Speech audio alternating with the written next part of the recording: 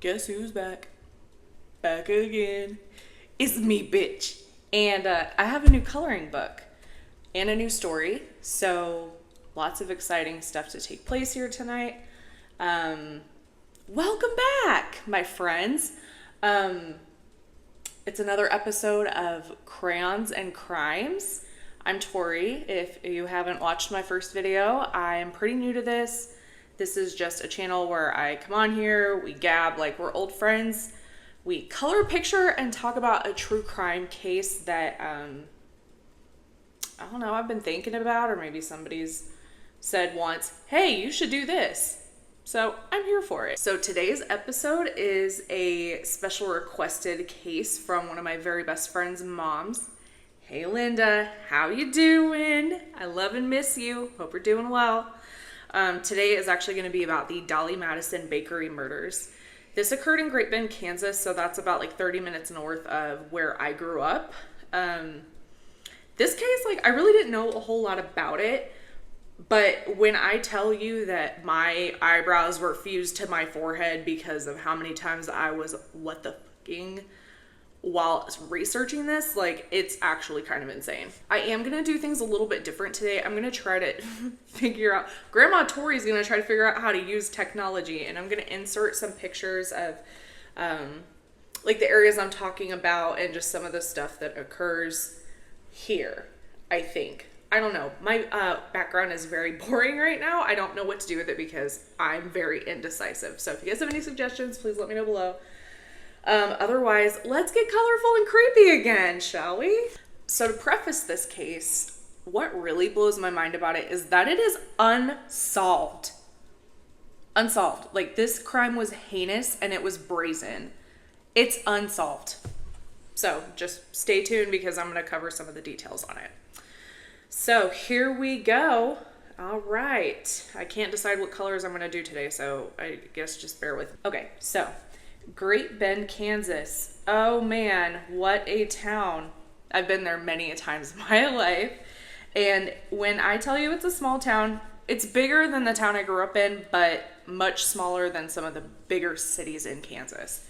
I think the population when I researched it was around, give or take, 15,000.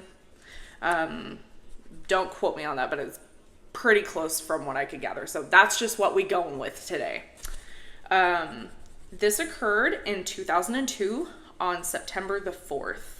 So that evening at around 8 p.m., a delivery driver pulled up to the Dolly Madison bakery and was making an unplanned delivery. At the time that he entered the bakery, he came across two bodies laying face down in a pool of blood, both women, with their throats cut, and it looks like they had maybe been beaten also. So this bakery is off of 10th and Harrison Street in Great Bend. It's a pretty busy intersection for that town. It does have two pretty major highways going through in and around the town. So again, not a big town, but there is a lot of just kind of random traffic, trucking, etc. So the two female victims were identified as 24-year-old Mandy Alexander and 79-year-old Mary Drake. And according to investigators, they were both attacked with a sharp object. Well, their throats were cut, so no shit. They were both attacked with a sharp object. But the murder weapon was never found. So Mary was a customer in the bakery at the time of the crime. Mandy was an employee. On her third day of work, she has to deal with this bullshit. Absolutely not. So although the bodies weren't discovered until about 8 p.m. whenever the delivery driver came by, it was believed that the crime occurred between 5:15 and 6 p.m., which is actually pretty brazen because that's literally the middle of the day. It's like still daylight outside. It's a pretty busy intersection, like I said earlier, so there's going to be a little more traffic than usual. People are getting off of work around that time, headed home, etc., etc. So this guy has got some testicles to be doing some heinous shit like this just in broad daylight where people can see him. The crime scene itself was very gruesome, lots of blood, and according to the blood spatter evidence, it does look like the two women put up a fight for their lives. I also want to mention that there is a documentary out on Tubi. It's called the Dolly Madison murders. Oh my god. I don't know why I had to think about this. It's been a long day, okay? I have been wrestling with my toddler literally all day. My biggest bully wears bluey pajamas, okay? I digress. It's by a guy named Aaron Mole.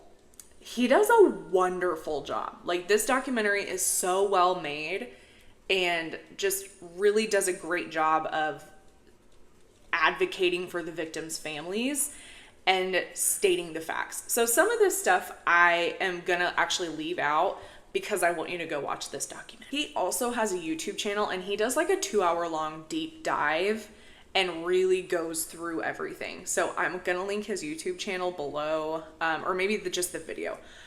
Again, Grandma Tori here, I don't know how to do that, so I'm gonna figure it out, but it's gonna be somewhere in the description, okay? An eyewitness did come forward and gave a description of the suspect as a male. They encountered this shithead when he was walking out of the bakery. They were walking up to the bakery, like, getting ready to go in there and buy something. He comes out, turns around, locks the door with a set of keys. This is important. Locks it with a set of keys. Then turns to the witness and goes, "They're closed," and then just walks off. This guy just really bothers me because, like, he just as brazen and carefree as one could possibly be when they're doing something they're not supposed to be doing. And of course they're the one that doesn't get caught, right? At the end of the video, I'm also going to give the description of said shithead and go over the different like ways you can report crime, report any tips you may have, leads, etc. Some of the suspects that they mentioned did include Mandy's ex-husband, who she was in the middle of a custody battle with at the time, so that's pretty understandable. They're going to look into him. He was cleared as a suspect, though, because he had an alibi.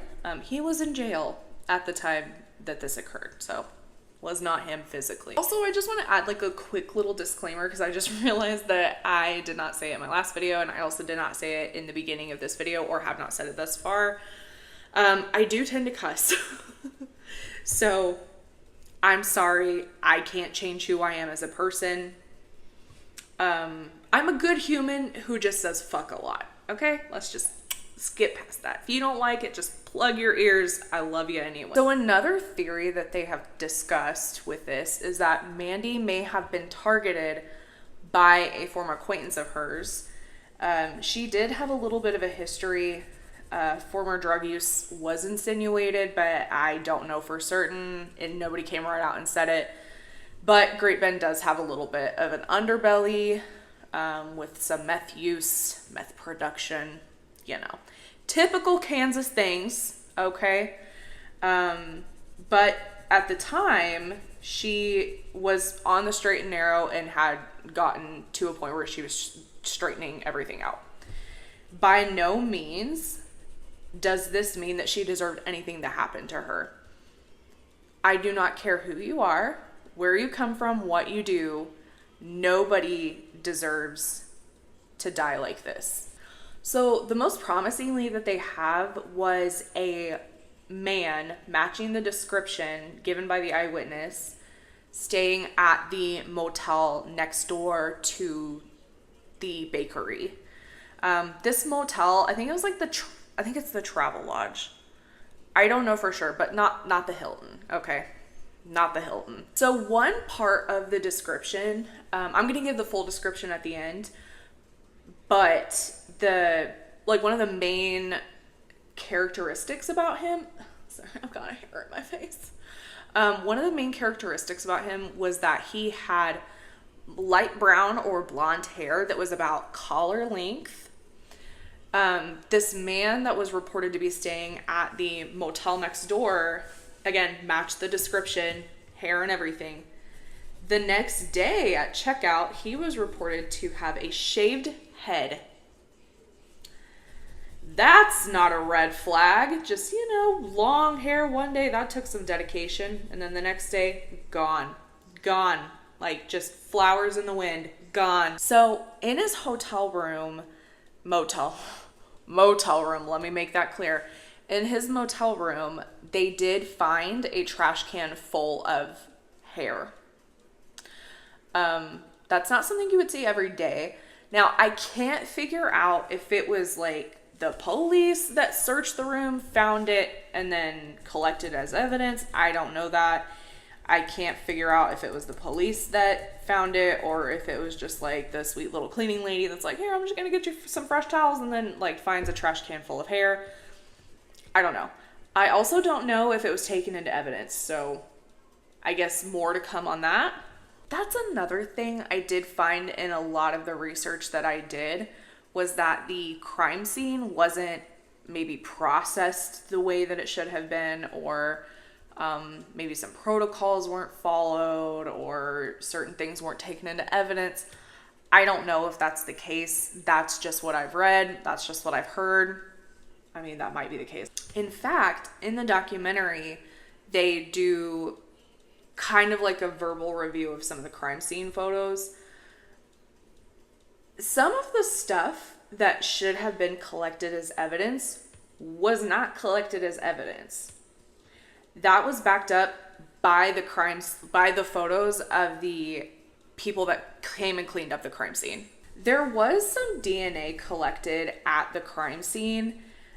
It was apparently just a very small amount of DNA. I don't know what kind of DNA it was, whether it was blood, saliva, etc. But it was apparently collected off of one of the victims. So also that DNA sample that they had tested, it's too small to run through like genealogy or do any like further testing on. Which, side note, that crime scene is brutal. Like, they used a sharp instrument to cut these women's throats. How did the suspect not cut himself and leave some form of his DNA somewhere?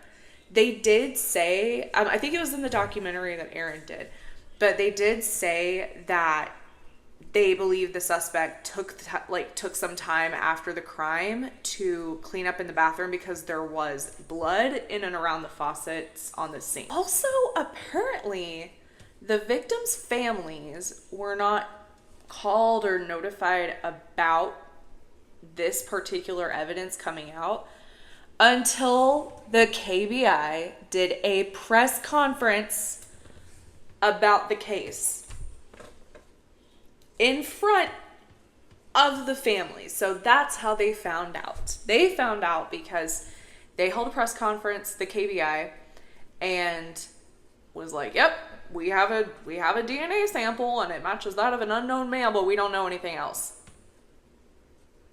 Seriously? Like, can we just collectively agree to maybe do better with things like that? Like, just be a little more diligent and giving her a call. Hey, like, we found some shit. We don't know what it's going to be yet, but we tested it.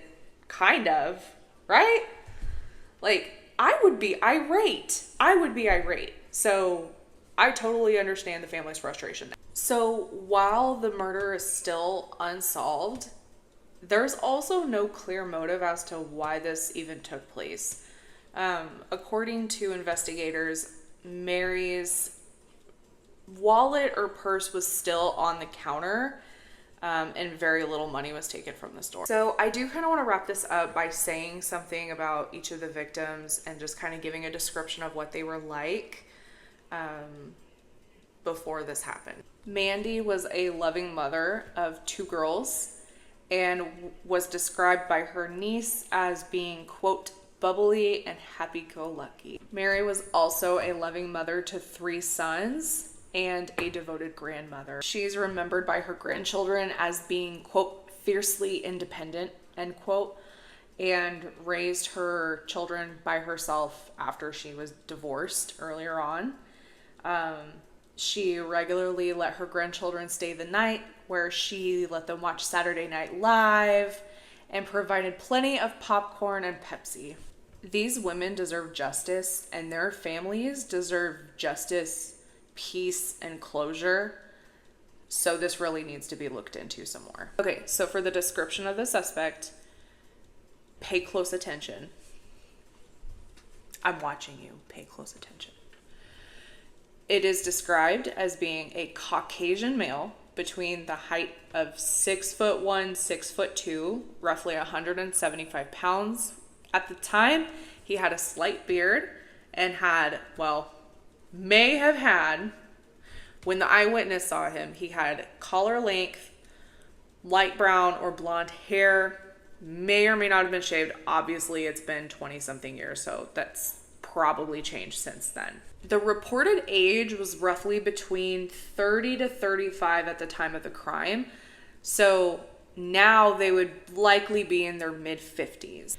If you know anything about this crime, or if you think you may have some information, please call the Kansas Bureau of Investigation. Their phone number is, I'm sorry, I have to look at my at my little sticky note here because I can't remember phone numbers, but their phone number is 1-800-KS-CRIME. You can also call Barton County Crime Stoppers at 1-888-305-1300, or you can always submit an anonymous tip online at the Kansas Bureau of Investigation. That website is kbi.ks.gov/SAR. So if you think you might know somebody, or if you get to thinking and you're like, you know what, my Aunt Tammy had a really creepy boyfriend at that time and he looked identical to what Tori's describing, may have been around the scene of the crime at the murders perhaps, please call and say something. It is better to say something and be wrong than it is to not say anything and be right. It's okay to be wrong, and it never hurts to just mention it to somebody. Anywho, that is it for me today. Thank you guys for being a creep like me and just wanting to know a little more about things. Leave a comment and let me know who you want me to talk about next, or if there's anything in particular that's just kind of itching on your mind. If you just want to talk about the case, like, please just shoot me a few lines down here. Check out Aaron's documentary and his YouTube page. Again, he just wonderfully documents everything. Are you guys ready to see the picture? I'm so ready to show you. I'm going to preface this by saying pretty much what I imagine my mom probably said about me to a lot of people. She's not perfect, but she's mine. You got to be fucking kidding me. You guys, I got a new coloring book and I love it. It cusses, and I'm here for it. So let me know if you guys have any ideas of things I should color. Yeah, I'm always open to things. I kind of like the more vulgar style here, as we can tell. Trying to stay away from the mandalas because I can't color fast enough. Also, don't have the attention span for it. So unless I take my Vyvanse, then I might. But that's kind of a long shot because, again, forget to take my medication regularly. Also, I have a life hack for those of you who are forgetful like me. If you ever are like, if you're one of those people who forget to take your medication often, get your pill bottle, all right? And I put edible glitter in mine, like just a little bit, and I just get enough to like give it a little pizzazz and just coat my pills with it. Then that way later on when I'm like, did I take my meds today? I can just look at my fingers and then I'm like, there's still some shimmer on it. Definitely took my antidepressant today. Also, it makes it not so depressing that you have to take an antidepressant. It's perfectly normal for your chemicals to be unbalanced because I know mine certainly are. The glitter helps. Trust me on that. It's a fact. Anyways, thank you guys so much for hanging out with me today. I will see you guys again soon with my next video.